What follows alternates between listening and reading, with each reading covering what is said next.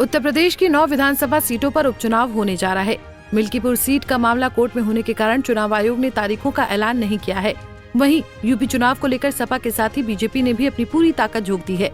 सभी राजनीतिक दलों में बैठकों का दौर जारी है। एक तरफ जहां समाजवादी पार्टी ने 7 प्रत्याशियों का ऐलान कर दिया है, वहीं दूसरी तरफ बीजेपी भी अपनी पूरी ताकत झोंकते हुए प्रत्याशियों का चयन करने में जुटी हुई है। इसी कड़ी में लखनऊ में मुख्यमंत्री आवास पर सीएम योगी के नेतृत्व में पार्टी पदाधिकारियों और प्रभारी मंत्रियों के साथ बैठक हुई। बैठक खत्म होने के बाद मंत्री जेपीएस राठौर ने दावा किया कि हरियाणा की तरह यूपी उपचुनाव में भी बाजी पलटने जा रही है। अखिलेश यादव तय कर ले मिल्कीपुर सीट अभी हारना है या 2 महीने बाद, क्योंकि उपचुनाव में बीजेपी सभी 10 सीटें जीतने जा रही है।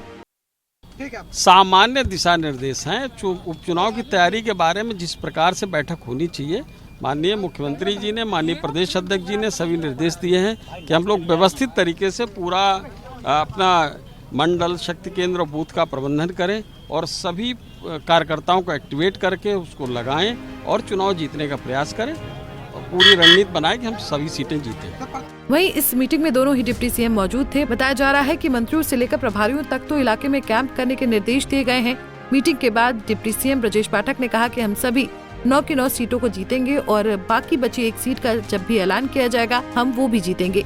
हो और मजबूत हो, इसके लिए हम लोगों ने विभिन्न स्तरों पर विचार विमर्श किया है। आपने ये बात प्रमाण सहित पाया होगा कि 2017 के बाद से उत्तर प्रदेश राज्य इंफ्रास्ट्रक्चर के मामले में, तेजी से प्रगति के मामले में और कानून व्यवस्था के मामले में पूरे राष्ट्र में अग्रणी राज्य के रूप में उभर रहा है। चुनाव को लेकर क्या बातचीत है? हम सब लोगों ने बैठ करके विचार विमर्श किया है और उत्तर प्रदेश राज्य पूरे राष्ट्र में नंबर 1 का राज्य डेवलपमेंट के मामले में, कानून व्यवस्था के मामले में बने। इस पर विभिन्न विषयों पर विभिन्न स्तर पर चर्चा हुई। हम सभी के 9 को 9 उपचुनाव जीतेंगे और एक जो उपचुनाव वो भी जैसे ही घोषित होगा उसके लिए भी हमारी पूरी तैयारी। वहीं उत्तर प्रदेश सरकार में मंत्री सुनील शर्मा ने कहा कि सभी सीटों पर चर्चा की गई है। सभी सीटों पर मजबूत उम्मीदवार उतारकर सभी सीटें जीतेंगे। 9 सीटों पर इलेक्शन है। भारतीय जनता पार्टी अपने सहयोगी दलों के साथ सभी पर भारी मतों से चुनाव जीतने जा रही है। उसके लिए हम सब लोग बैठे। इस तरह का दिशा निर्देश मिला सर? चुनाव लड़ना है, चुनाव के लिए हम तैयार हैं और चुनाव जीतेंगे। जहाँ जौन सी टोली लगी थी उसकी तैयारी की समीक्षा हुई है और आगे लग करके चुनाव जीतना है, ये तैयारी, ये निर्देश मिले।